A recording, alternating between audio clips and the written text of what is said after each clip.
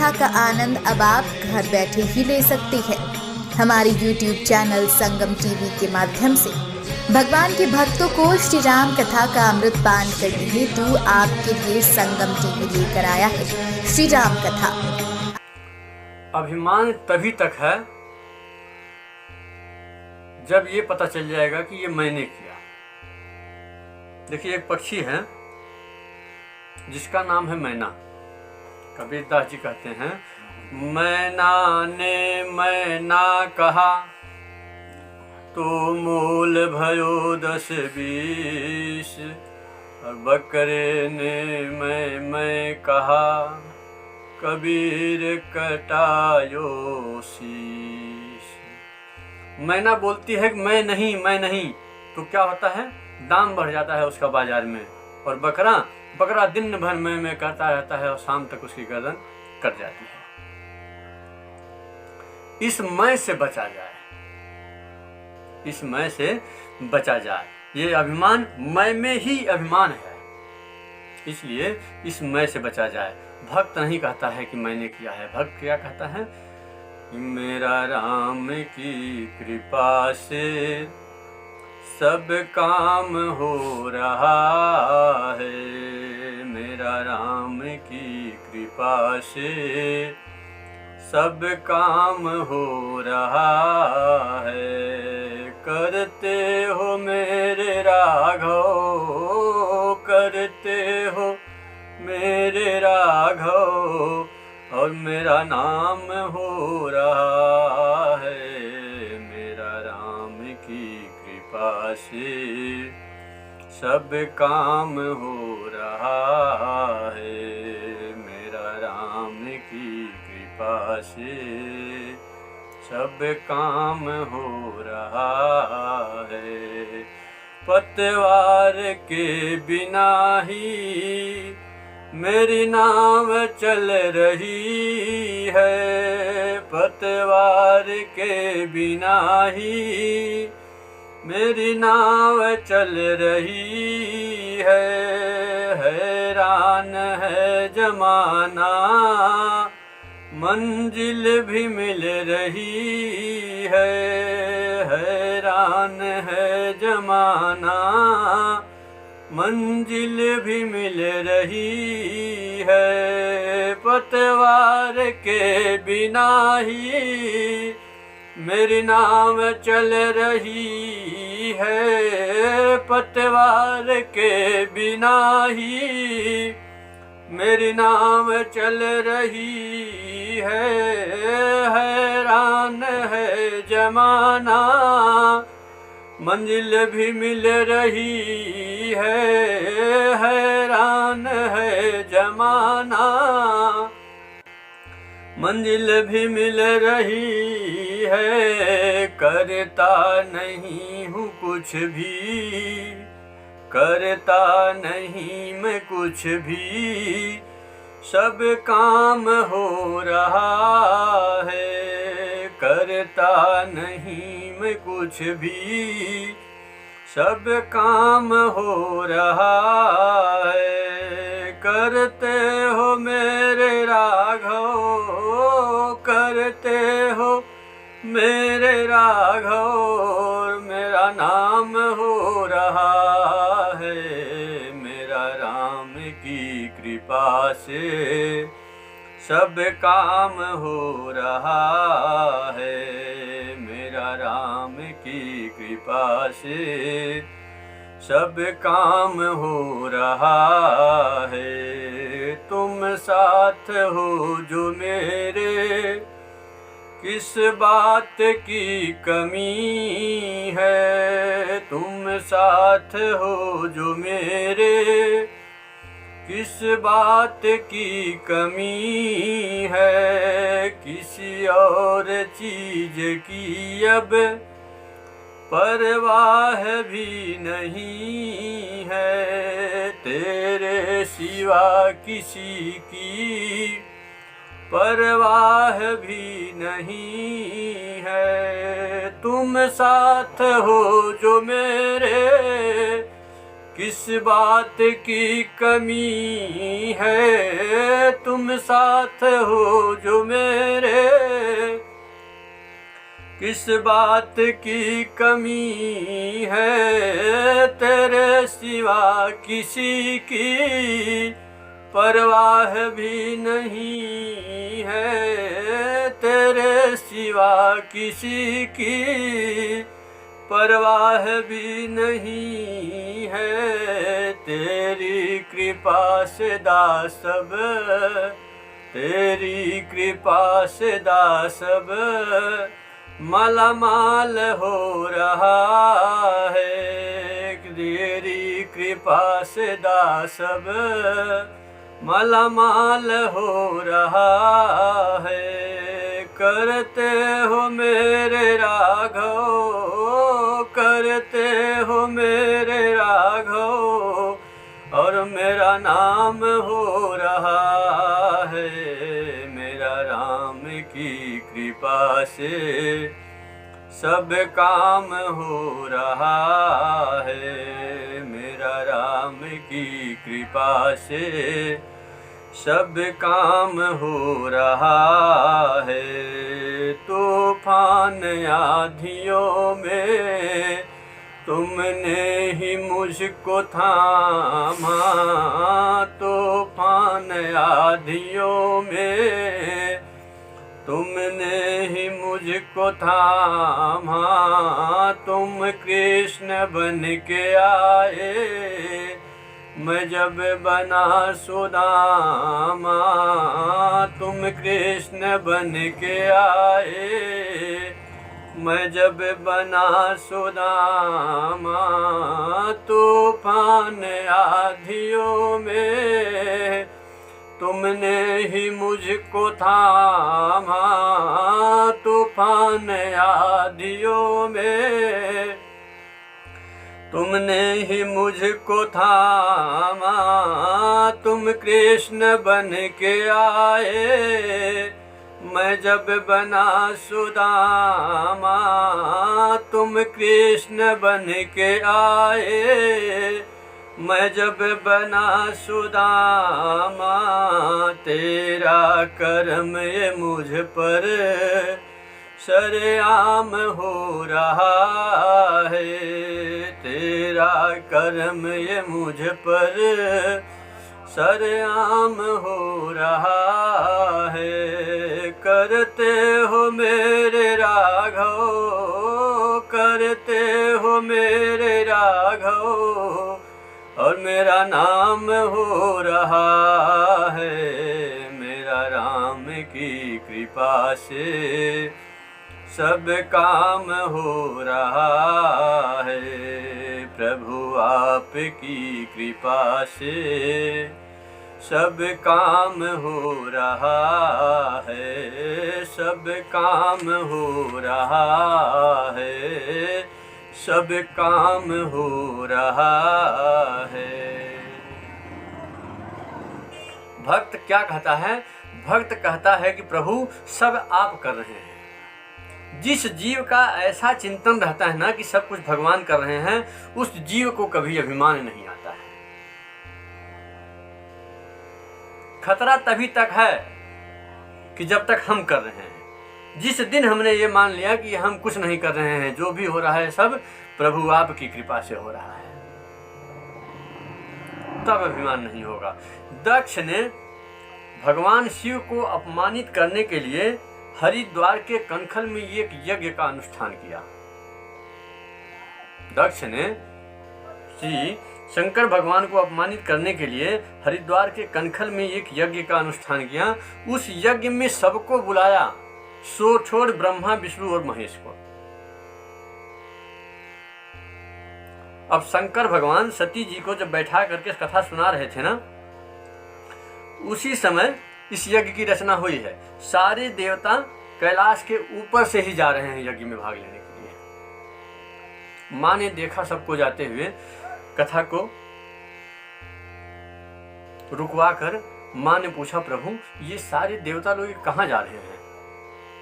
शंकर भगवान ने कहा, देवी आपके पिताजी ने एक यज्ञ का अनुष्ठान किया है, ये सारे के सारे देवता उस यज्ञ में भाग लेने वाले हैं।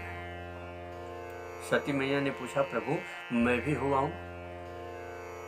शंकर भगवान ने कहा, देवी न्योता नहीं आया है। शंकर भगवान ने कहा, देवी न्योता नहीं आया है, यह अनुचित नहीं, नेवत पठावा। आमंत्रण पत्र देवी नहीं आया है और बिना बुलाए यह जाना ठीक नहीं है। सती मैया ने कहा, प्रभु मैं जहां तक जानती हूं कि पिता के घर, गुरु के घर, मित्र के घर और स्वामी के घर यदि कोई अनुष्ठान होना तो बिना बुलाए ही जाना चाहिए। सती मैया ने कहा, प्रभु मैं जहां तक जानती हूं कि पिता के घर, गुरु के घर, मित्र के घर और स्वामी के घर, इन 4 जगहों पे ना बिना बुलाए ही जाना चाहिए यदि कोई अनुष्ठान हो तो। शंकर भगवान ने कहा, देवी कह तो आप सत्य रही हैं, लेकिन यदि अपमानित करने के लिए न बुलाया गया हो तो वहां जाने में कल्याण नहीं होता है। मां नहीं मानी। तब बाबा ने अपने 2 रुद्रगणों को साथ लगा करके दिए मुख्य गण संग तब विदा की त्रिपुरारी। 2 मुख्य गणों को साथ में लगाकर शंकर भगवान ने माँ को विदा कर दिया। अब जब माँ पहुंची है ना घर पे, पिताजी के घर, आपको बताऊं दक्ष ने सबको त्रास दिया है। क्या कि सती आएगी तो कोई उससे बात नहीं करेगा। और आपको बताएं सती जी जब पहुंची है ना, माँ की तरफ कोई देखा नहीं है। बात करना तो दूर, किसी ने देखा तक नहीं, छोड़ उनकी माँ को। माँ ने लाड लडाया और कहा, बेटी तुम्हारे पिता की मति मारी गई है, कोई बिटिया दामाद से बैर करता है क्या? माँ से बात करके सती मैया ने कहा कि माँ मैं यज्ञ मंडप की परिक्रमा करके आती हूँ।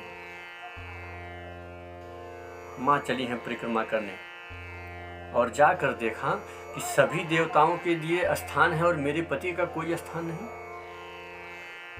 इतना बड़ा अपमान।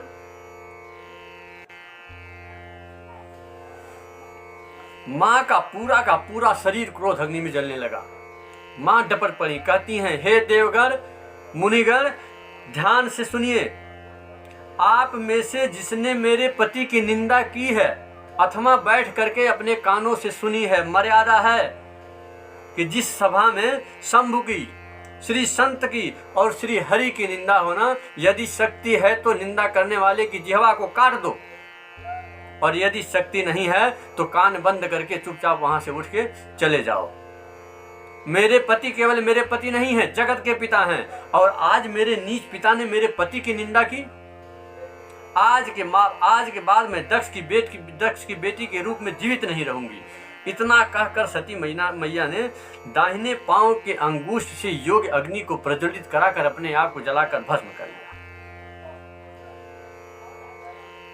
जला दिया। बाबा कहते हैं, अस कहीं जोग अग्नि तनु जारा, अस कहीं जोग अग्नि तनु जारा, भयउ सकल मत हाहाकारा, भयउ सकल मत हाहाकारा, भयउ सकल मत हाहाकारा। पूरे यज्ञ मंडप में हाहाकार मच गया। पूरे यज्ञ मंडप में हाहाकार मच गया। बाबा के जो दोनों रुद्रगण गए थे ना यज्ञ मंडप को, लगे विध्वंस करने। नारद जी जाकर शंकर भगवान को बताएं। शंकर भगवान ने अपने जटा से ये केश को निकाला और पटका धरा पर वीरभद्र प्रकट भय। वीरभद्र को शंकर भगवान ने कुपित करके भेजा है। आए हैं वीरभद्र आए हैं यज्ञाचार्य से भृगु जी महाराज। भृगु जी महाराज की दाढ़ी पकड़ करके वीरभद्र ने उखाड़ ली। पूषा नाम के एक देवता थे। गरुड़ ने कहा कि जब यहाँ पे चर्चा चल रही थी ना तो ये पूषा बहुत हंस रहे थे, जोर जोर से हंस रहे थे। वीरभद्र ने एक मुक्का मारा, पूषा का 32 का 32 दांत टूट के गिर गया।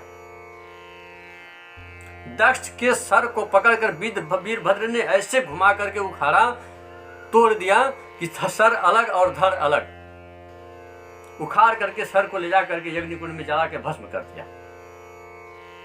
पूरे यज्ञ मंडप में हाहाकार मच गया है। विष्णु भगवान को बुलाया गया, शंकर भगवान को बुला करके यज्ञ को शांत कराया गया, यज्ञ की रक्षा हुई। यहां पर एक सूत्र समझिएगा, जीवन में आप यदि किसी की निंदा करने के लिए अथवा किसी को नीचा दिखाने के लिए आप कोई सत्कर्म करेंगे ना, तो याद रखिए आपका सत्कर्म पूरा होने वाला नहीं है। यदि आप किसी को नीचा दिखाने के लिए कोई सत्कर्म करेंगे तो आपका सत्कर्म पूरा होने वाला नहीं है। बाद में बकरे के सर को ला करके दक्ष को जीवित किया गया और यज्ञ को संपन्न कराया गया। इधर सती मैया जब मरने लगी ना, तो बाबा कहते हैं, सत्य अमरत हरि सन बरु मांगा, जन्म जन्म शिव पद अनुरागा। माँ कहती हैं प्रभु राम से, कहते हैं राम जी एक आशीर्वाद मुझे दीजिए प्रभु, क्या कि अगले जन्म में भी मैं बाबा शिव के ही चरणों की दासी बनूं, इसके अलावा और कुछ नहीं चाहिए, दूसरा वरदान कुछ नहीं चाहिए प्रभु। क्यों? क्योंकि इस जन्म में जो मुझसे पाप हुआ है ना, मैं इस पाप को सुधारना चाहती हूँ प्रभु। भगवान ने कहा तथास्तु, ऐसा ही हो गया होगा। राम जी बोले तो ठीक है देवी, इस जन्म में तो आपके पिता दक्ष थे, क्या अगले जन्म में भी दक्ष की बेटी? बोले ना प्रभु, कदापि नहीं, दक्ष की बेटी हूं इसीलिए तो शरीर का त्याग कर रही हूं। आप मुझे जड़ की बेटी बना दीजिएगा, वो मंजूर है, लेकिन मुझे दक्ष की बेटी मत बनाइएगा प्रभु।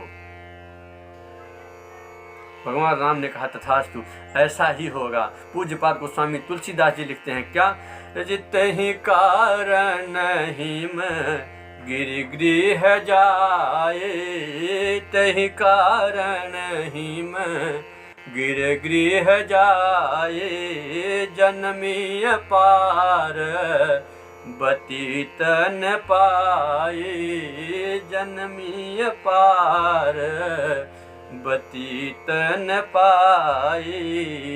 इसी कारण से सती मैया का अगला जन्म हिमांचल जी की पुत्री के रूप में मां पार्वती जी के रूप में।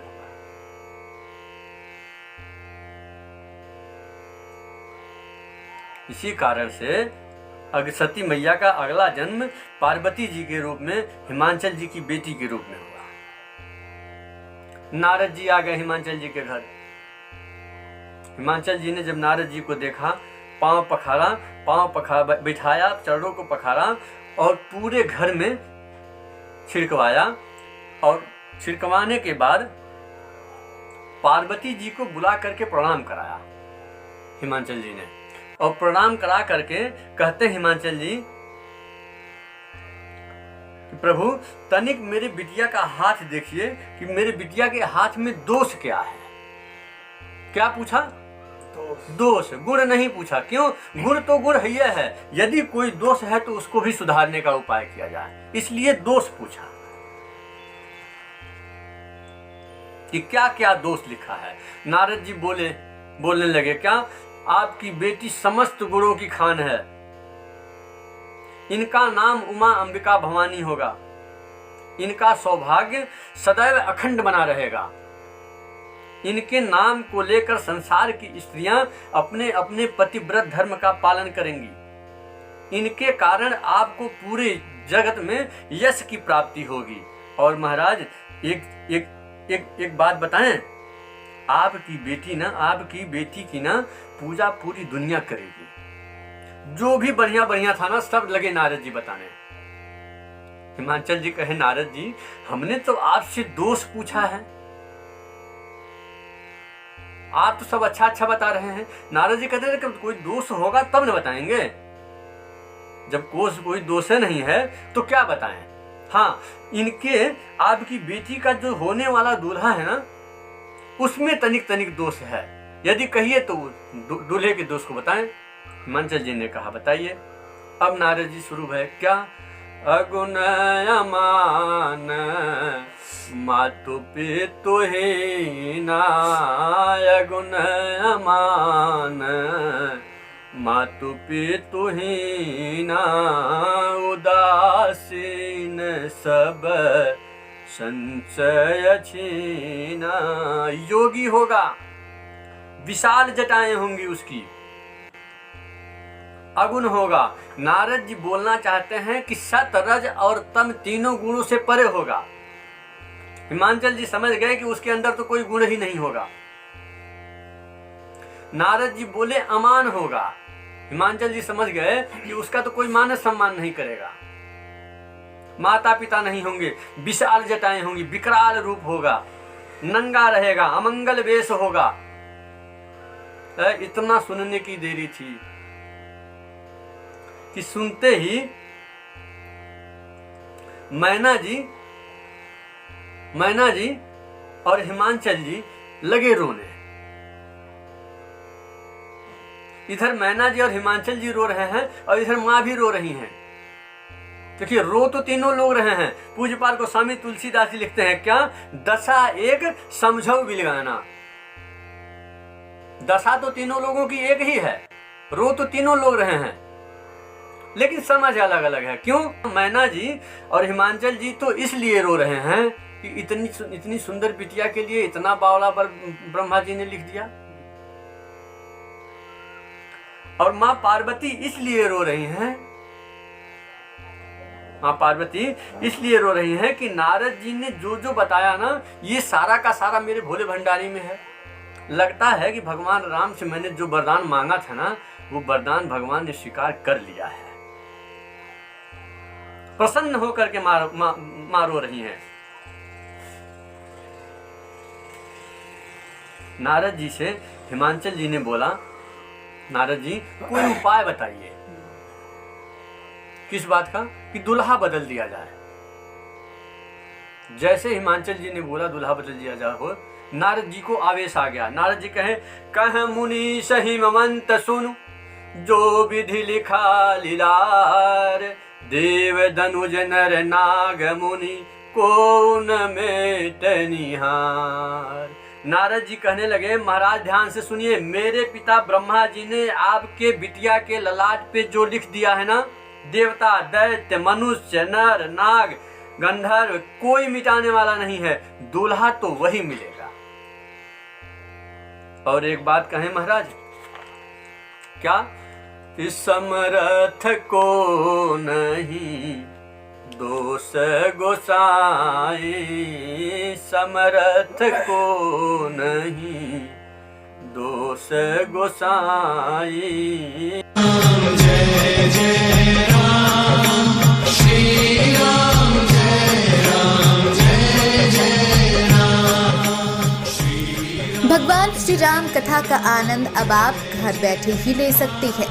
हमारे YouTube चैनल संगम टीवी के माध्यम से भगवान के भक्तों को श्री राम कथा का अमृत पान करने हेतु आपके लिए संगम टीवी लेकर आया है श्री राम कथा। आप सभी संगम टीवी को अभी सब्सक्राइब करें और श्री राम कथा का अमृत पान करें। जय राम जय जय